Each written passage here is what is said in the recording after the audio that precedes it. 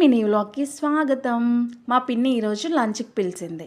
లంచ్‌కి వెళ్తున్నాను. అందుకే చిన్నారికైతే నూనె పెడుతున్నాను. లేదంటే మాడు కుంగిపోతదంట.